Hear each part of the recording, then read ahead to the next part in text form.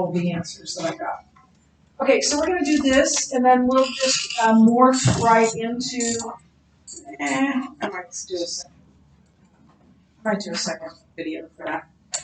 So first of all, what do you think the beginning is in verse 1? When it says in the beginning, what does that mean? What was the beginning? Yes, Brennan?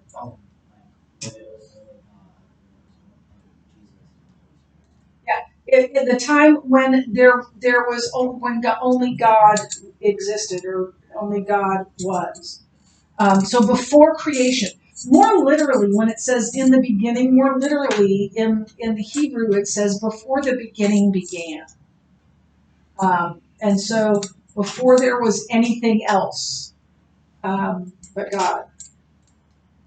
Jehovah's Witnesses publish a Bible called a New World Translation.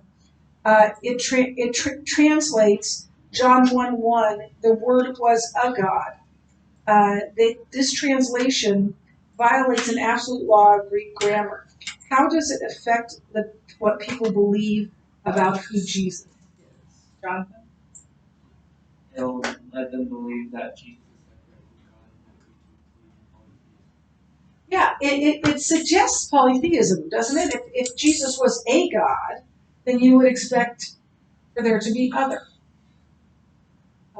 gods as well. So it almost states polytheism, which we know is not true. By the way, if a Jehovah's Witness comes to your house and wants to talk to you, feel free to talk to them.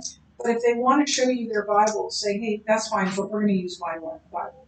Because the translation is, first of all, not a translation from the originals, but the original languages. But it also is written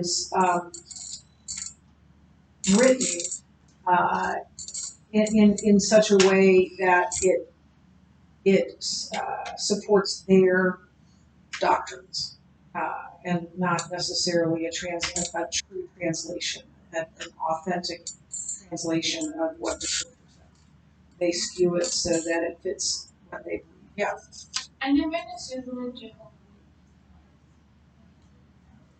Jehovah's Witnesses are.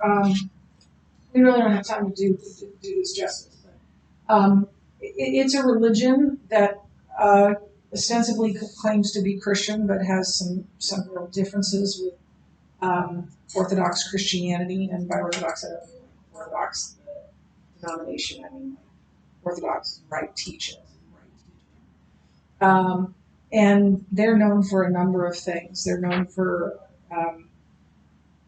believing that only 144,000 people are going to go to heaven, and there are a lot more than 144,000 Jehovah's Witnesses right now. And you have to work to get there, and you have to be one of the 144,000 best people to get there, and you do that by following the Jehovah's Witness. And so that's why they go door to door, because they're trying to earn brownie points to be one. They don't do any holiday days. Jehovah's Witnesses children can't have a birthday party. They can't. They don't celebrate Christmas. They don't celebrate. So yeah, there's a lot of other things about Jehovah's Witnesses. Next question.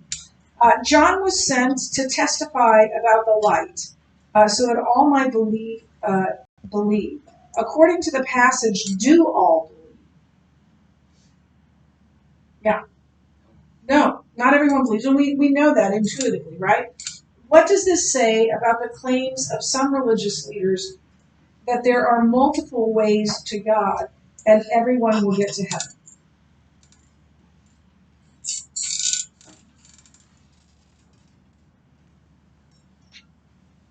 What do you think about that particular belief that all roads lead to God, just like all roads lead to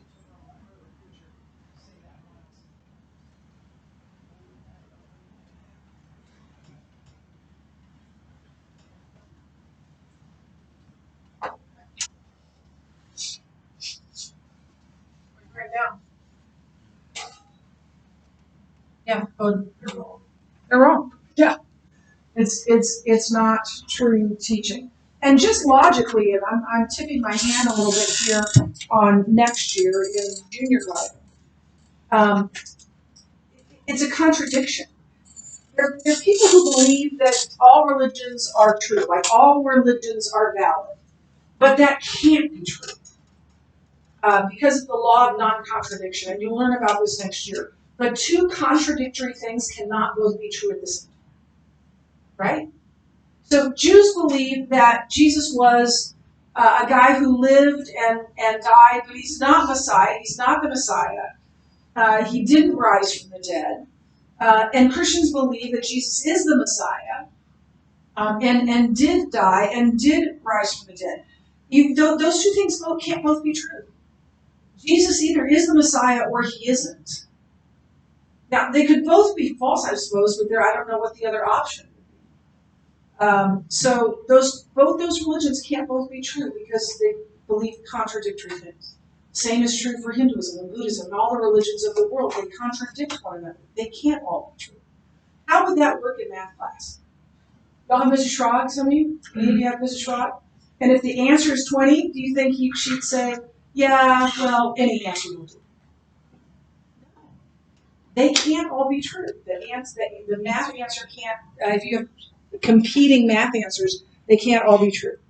And so that's true of this here as well.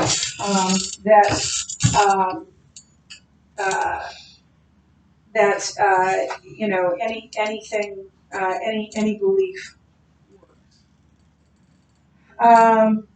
So what are the false ways in verse 13that people follow hoping to gain salvation? And many of you wrote he wasn't not born of blood, nor of the will of the man, nor of the will of the flesh, but in Christ or in God. So some of you wrote that down, and that's okay. But I wanted examples. Like, what do people trust for their salvation, but that don't trust Christ?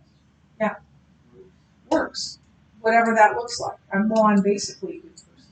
I never killed anyone. That's a high bar. But you're not an axe murderer. That's great. And most people do believe that if your good outweighs your bad, then you're in.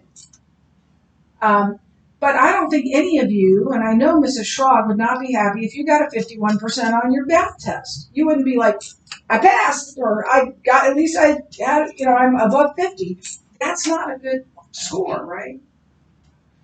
And even with that, so what is a good score? How do we know what a good score is? How do we know when we've done enough good? How do we know if we're good enough? There's no way to know.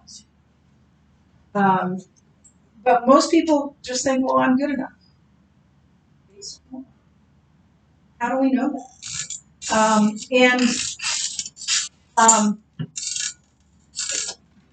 What is the standard? We can't know the standard, but Christians do know the standard. What is the standard? How good would you have to be to get into heaven on your own? Jonathan? Perfect. Right? Perfect. Everybody there?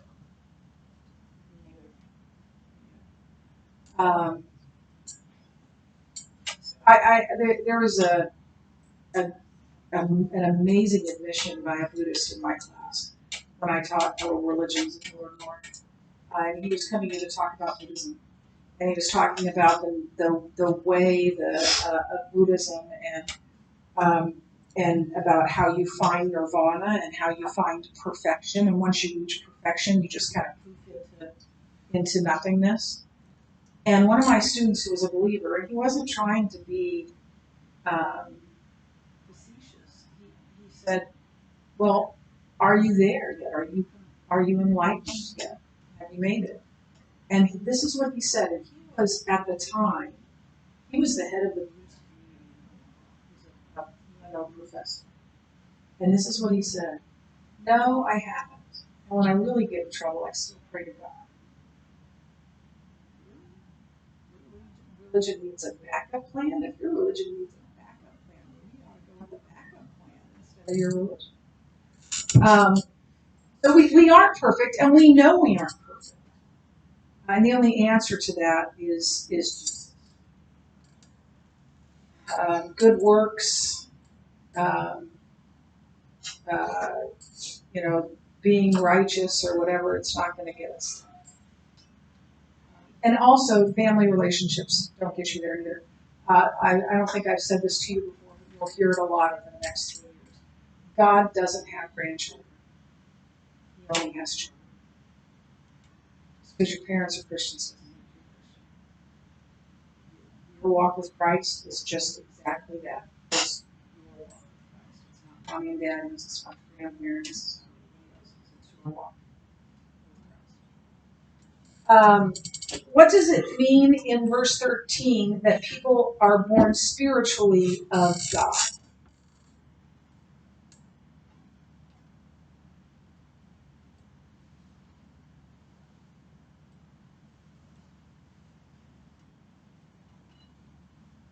Yes. Yeah, they were forgiven and been born again. Yeah, they trusted Christ for their salvation. That's the only way to be saved. What's called, born again by John in John 13. Does this truth say anything about our ability to accomplish salvation for ourselves? It's kind of oddly worded, but yes. Can I say something? It says that Yeah, we can't do it ourselves. We need help. Ever been there? Ever been in a situation where you realize you're in over your head and you're not getting out of it on your own? That's the situation we're all in. We need Jesus. There's nothing wrong with that. It's just and surrendering to that works a lot better than fighting it. Okay, I'm going to stop the video and start a new video with the lecture.